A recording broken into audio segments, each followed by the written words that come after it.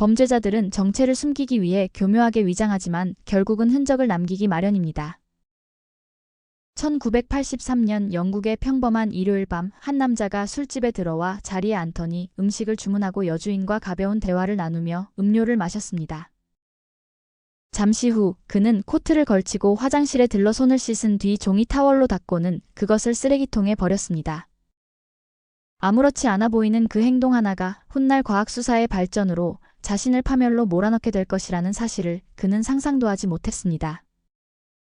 그보다 한두 시간 전 16세 소녀 콜렛 아럼은 남자친구와의 약속 장소에 나타나지 않았습니다.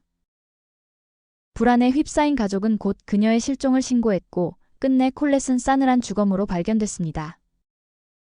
쓰레기통에 버려진 단 한 장의 종이 타월은 무려 25년에 걸친 살인 미스터리를 풀어내는 결정적인 열쇠가 되었습니다. 모든 수사는 퍼즐과도 같습니다.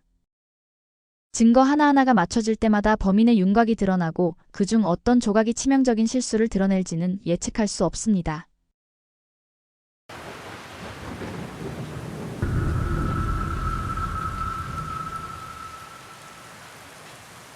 영국 노팅엄셔주 동남쪽에 위치한 키워스는 한적하고 부유한 마을이었습니다.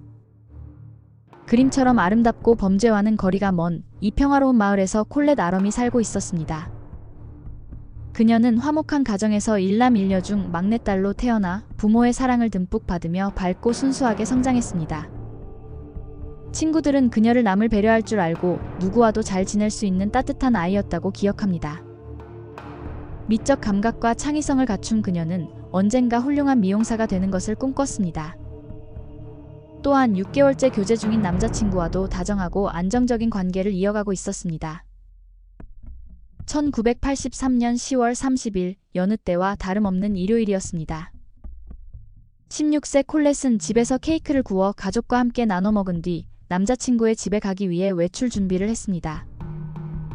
평소라면 남자친구가 차로 데리러 왔겠지만 그날은 차를 쓸 수 없었습니다. 어머니가 데려다 주겠다고 했지만 남자친구 집은 걸어서 20분 거리에 있었고 콜렛은 직접 걸어가고 싶다고 말했습니다. 콜렛은 저녁 7시 50분경 집을 나서며 3시간쯤 후에는 돌아오겠다고 말했습니다. 잠시 뒤 남자친구에게서 전화가 걸려왔습니다. 어머니는 콜렛이 지금 걸어서 가고 있다고 말하고 전화를 끊었지만 10분 뒤 다시 전화가 왔습니다. 남자친구는 자전거를 타고 마을을 샅샅이 돌아봤지만 콜렛의 흔적을 찾을 수 없다고 했습니다. 불안감에 휩싸인 어머니는 곧바로 경찰에 실종 신고를 했습니다. 그러나 경찰은 16세 소녀가 잠시 연락이 닿지 않는다고 해서 곧바로 실종으로 단정할 수 없다며 밤이 더 지나도록 돌아오지 않으면 다시 연락하라는 입장이었습니다. 콜렛 부모는 직접 차를 몰고 마을을 뒤지고 딸의 친구들에게도 전화를 걸었지만 그녀의 행방을 아는 사람은 없었습니다. 어머니는 다시 경찰에 전화를 했고 경찰은 집으로 출동했습니다. 어머니는 딸이 걸어갔을 길을 따라 경찰들과 함께 발걸음을 옮겼지만 그 어디에도 콜렛의 흔적은 없었습니다. 새벽 무렵 경찰은 수색을 잠정 중단했지만 부모는 밤새 한숨도 자지 못했습니다. 병원마다 전화를 걸어 혹시 교통사고로 실려온 소녀가 있는지 확인하며 긴 밤을 보냈습니다. 다음 날 이른 아침 한 남성이 농장으로 향하던 길이었습니다. 그는 들판에서 수상한 것을 발견하고 차를 돌려 확인하러 갔고 충격적인 장면과 마주쳤습니다. 들판에 쓰러져 있던 나체의 소녀는 이미 숨이 끊어진 상태였고 그녀는 바로 전날 실종된 16세 콜렛 아럼이었습니다. 현장에는 피가 흘러 있었고 머리에는 외상이 있었으며 성폭행의 흔적 또한 명확했습니다.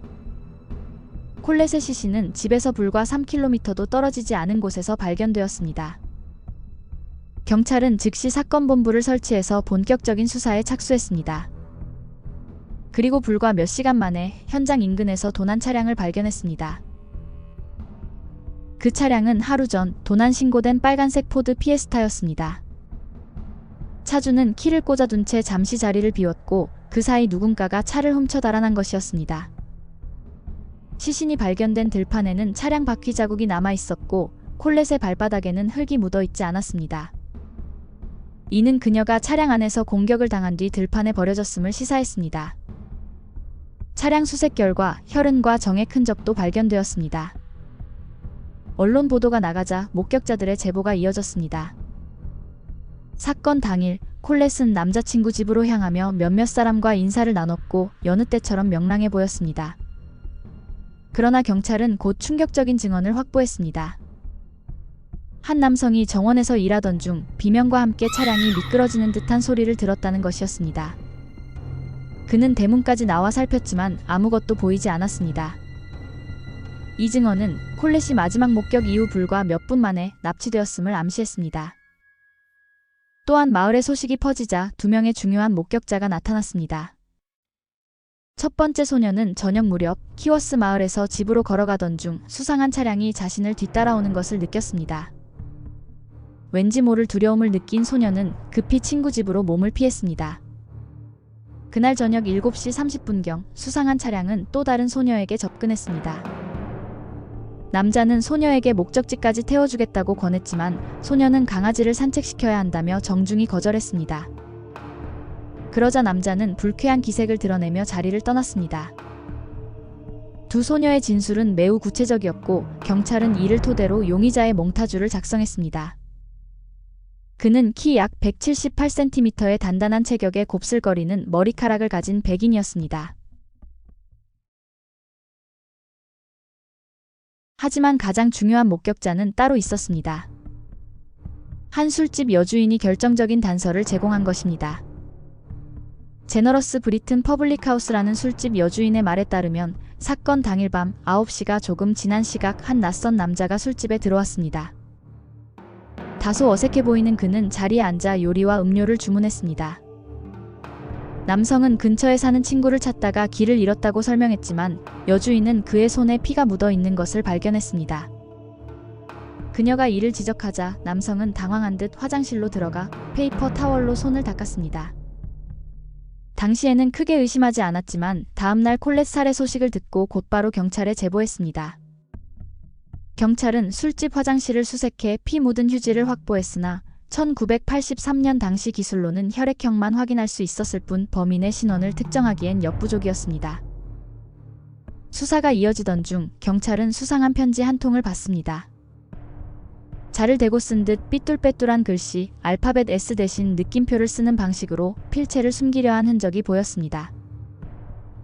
편지에는 경찰을 조롱하며 수사 상황을 꿰뚫고 있는 듯한 내용이 담겨 있었고 경찰은 실제 범인이 쓴 것일 가능성이 높다고 판단했습니다.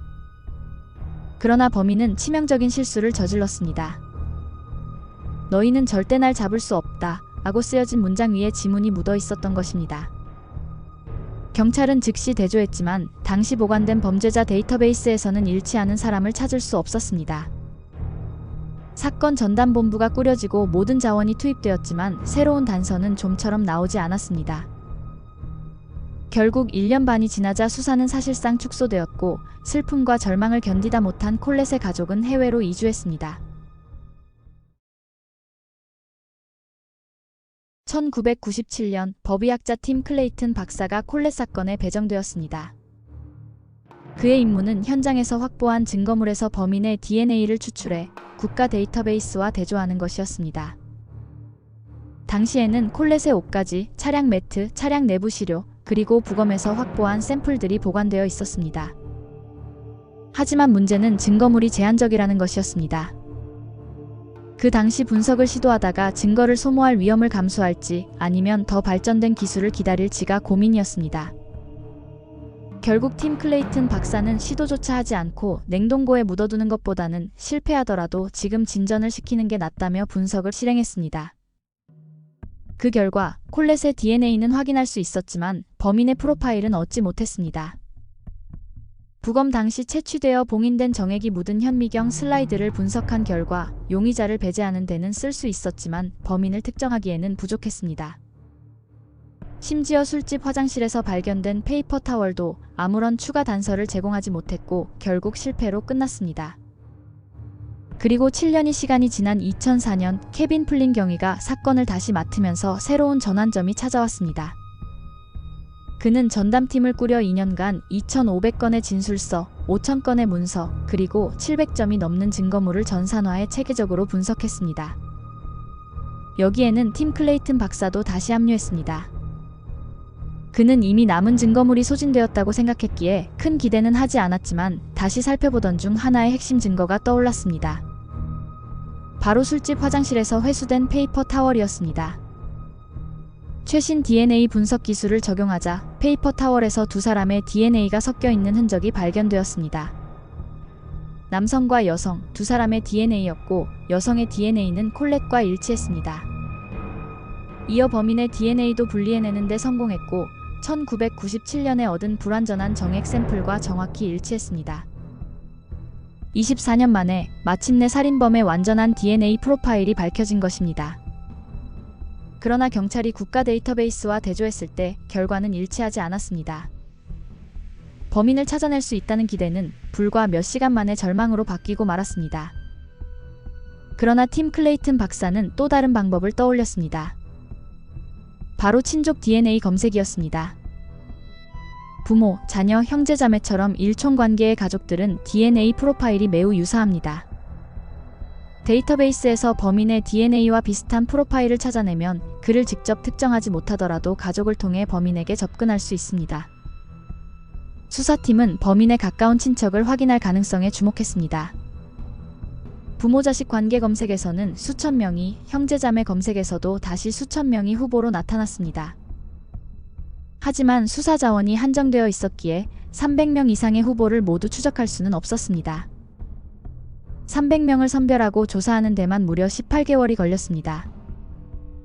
2009년 봄 18개월에 걸친 첫 번째 친족 검색이 끝났지만 안타깝게도 단 한 명도 범인과 일치하지 않았습니다. 수사팀은 막다른 길에 다다른 듯 보였지만 마지막 희망을 놓지 않고 다시 한번 친족 검색을 실시했습니다. 그 결과 놀라운 단서가 드러났습니다.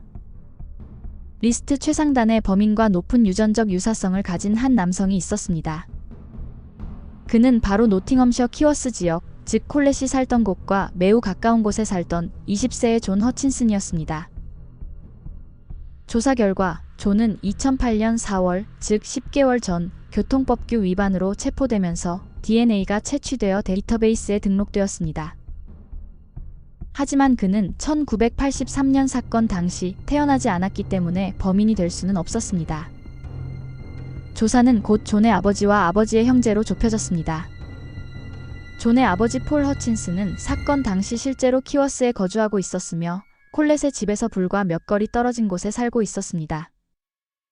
그러나 그가 콜렛이나 가족을 알고 있었다는 증거는 없었습니다. 2009년 4월 7일 월요일 아침, 경찰은 노팅엄 일대 세 곳에서 동시에 급습을 해서 세 형제를 살인 혐의로 체포했습니다. 세 사람 중 두 명은 협조적이었지만 폴 허친슨은 비협조적이었고 경찰은 그가 크게 불안해하고 있음을 감지했습니다.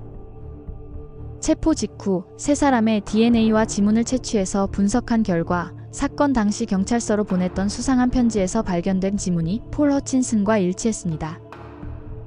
편지를 쓴 사람이 범인인지 늘 의문이었던 경찰은 25년 만에 마침내 콜렛의 살인범을 특정했습니다. 1983년 사건 당시 폴 허친슨은 24세 청년이었습니다.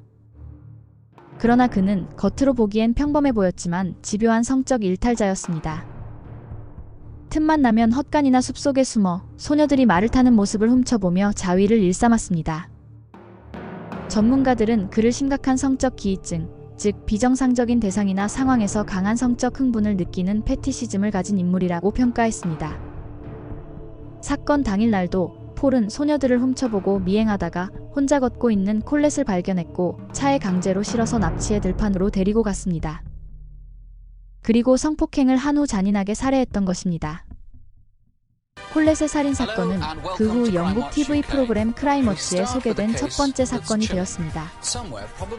콜렛의 어머니는 방송에 직접 출연해 딸의 살인범을 꼭 잡아달라고 호소했습니다. 한 어머니로서 할 수 있는 모든 것을 다해 범인이 반드시 감옥에 가도록 해야 한다는 간절한 바람이었습니다. 이 방송은 경찰에게 이전에는 없었던 새로운 수단을 제공했습니다.